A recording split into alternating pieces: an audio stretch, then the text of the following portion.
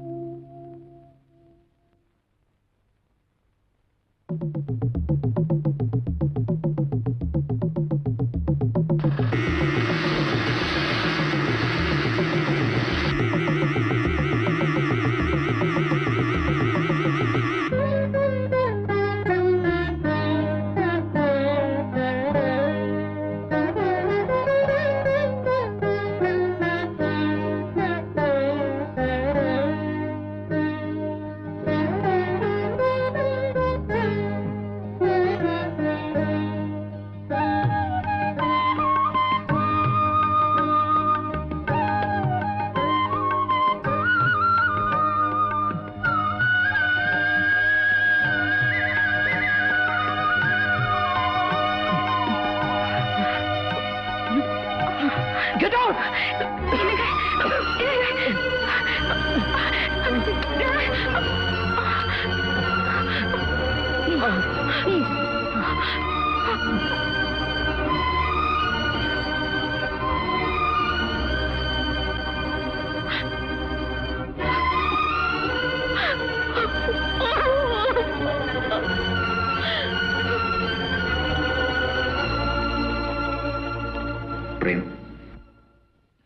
உங்களுக்கு ஆக்சிடென்ட் கேள்விப்பட்டேன்.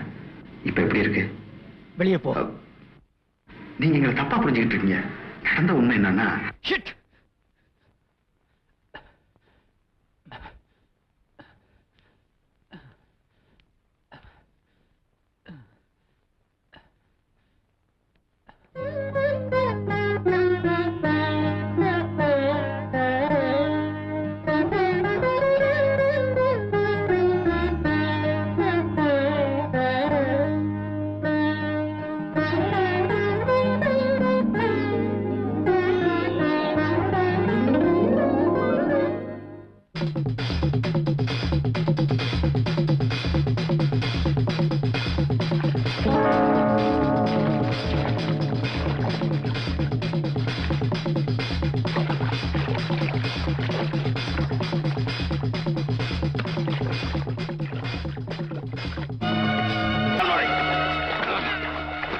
உண்மையை சொல்ல, மோகனை கொலை பண்ணது யாரு? எனக்கு ஒண்ணு தெரியாது. தெரியாது?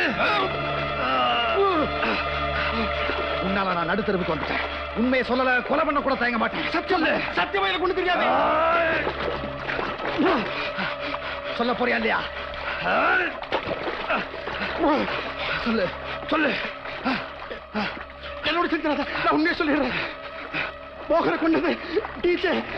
டிஜே யார்? அந்த டிஜே சொல்லு. I தான் டிஜே, யூ தான் Prabhakara. How do I do?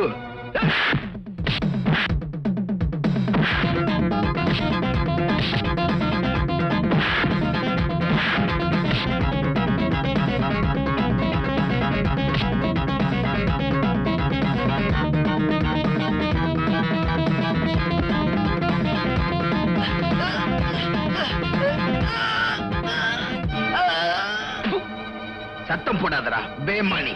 செத்த புட்ட அட்வான்ஸ் வாங்காம யாரையும் கொலை பண்ண மாட்டான். அதான்டா டிஜே. Okay right? இப்ப சத்தம் போடு.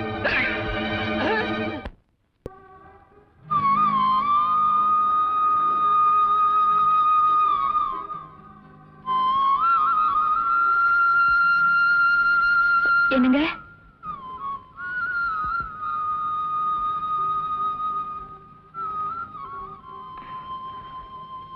இன்னைக்கு அவர் வீட்டுக்கு அனுப்பிடுறீங்கல்ல? எல்லாம் உன்னாலதான். நீ மட்டும் வேண்டு வேண்டு பிரார்த்தனை பண்ணலனா நாங்க அவ்வளவு சீக்கிரம் அனுப்பிச்சிடுவோமா? விபூதி.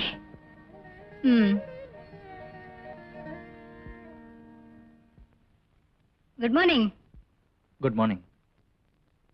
வீட்டுக்கு புறப்பட தயாரிட்டீங்க போல இருக்கு. எஸ். Oh, thank you.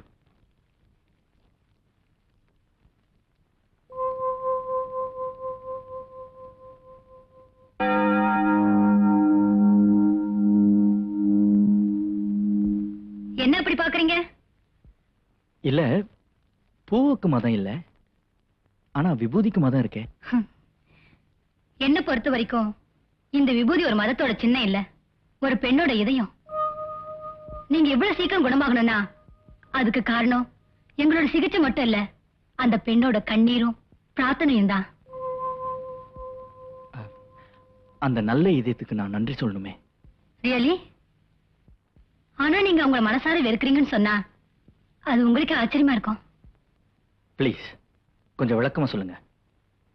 நீங்க உங்க மனைவி காரணமே எல்லாமே வெறுக்கிறீங்க மிஸ்டர் பிரேம். தயவு செஞ்சு அவ பேச்ச மட்டும் எடுக்காதீங்க. நான் பேசலன்னா உங்களுக்கு உண்மை தெரியாமலே போயிடுமே. ஊரறிஞ்ச உண்மை, அத காது குளிர இன்னொரு முறை நான் கேட்கணுமா? ஊருக்கு உங்களுக்கு தெரிஞ்சது உண்மை இல்லைங்க, அப்பட்டமான பொய். உண்மையை நான் சொல்றேன். எந்த கட்டுக்கதையும் கேட்க நான் தயாரா இல்ல. நான் சொல்ல போறது கட்டுக்கதை இல்ல, நடந்த கதை. நீங்க உங்க மனைவி வெறுக்கிறதுக்கு காரணமா இருந்த அந்த கொலை வழக்குல முக்கியமான சாட்சியை நான் தான். கோர்ட்டுக்கு வராத சாட்சி. ஏன் தெரியுமா? அந்த ராத்திரி என்ன ஊமி ஆக்கிடுச்சு. ஆனா இப்ப நான் பேசுறது தவிர வேற வழி இல்ல. வழக்கமா டியூட்டி முடிஞ்சு 7 மணி பஸ் பிடிச்சு வீடு போய் சேர்றேன்னா, சம்பவம் நடந்த அன்னைக்கு நைட் டியூட்டி நர்ஸ் லேட்டா வந்ததுனால 1 மணி நேரம் கழிச்சு பஸ் ஸ்டாப்புக்கு போய் சேர்ந்தேன். அவசரமா பஸ் ஸ்டாப்புக்கு வந்தேன்னா அடுத்த பஸ் எத்தனை மணிக்குன்னு தெரியாம தவிச்சிட்டு நின்னப்ப தற்செயல என் கவனம் எது பஸ் ஸ்டாப்புக்கு போச்சு. அங்க தொழிற்சங்க தலைவர் 2 ஆளோட பேசிட்டு இருந்ததை பார்த்தேன். ரொம்ப நேரமா பஸ்ஸே வரல. அந்த நேரத்துல ஒரு வேன் என்ன கடந்து போச்சு. அதுல இருந்த ரவுடி பசங்க என்ன மறைச்சுக்கிட்டே போனாங்க. எனக்கு கொஞ்சம் பயமா போயிடுச்சு. கடவுளே, பஸ் சீக்கிரம் வந்துடுமேன்னு நான் வேண்டிக்கிட்டேன். அப்பவும் எதிர் பஸ் ஸ்டாப்ல அவங்க பேசிட்டு இருந்ததால எனக்கு ஓரளவு தைரியமா இருந்துச்சு. வேன் மறுபடியும் என்ன கடந்து போச்சு. என்னடா இந்த நேரத்துல பஸ் இப்படி கழுத்து இருக்குதேன்னு நான் நினைச்சிட்டு இருக்கும்போது உங்க மனைவி பைக்ல அங்க வந்து சேர்ந்தாங்க. அவங்கள பார்த்ததும் அந்த ஆளுங்க போயிட்டாங்க. அப்புறம் தொழிற்சங்க தலைவரும் உங்க மனைவியும் பைக்ல பரப்பிட்டு போனாங்க. அதையே நான் பார்த்துட்டு இருக்கும்போது என்ன கடந்து போன அந்த வேன் வேகமா என் பக்கத்துல வந்து நின்னுச்சு. வேற பக்கம் திருப்பிட்டாங்க. எவ்வளவு போராடியும் என்னால என்ன காப்பாத்திக்க முடியல. அந்த பாவிங்க என்ன கெடுத்துட்டானுங்க.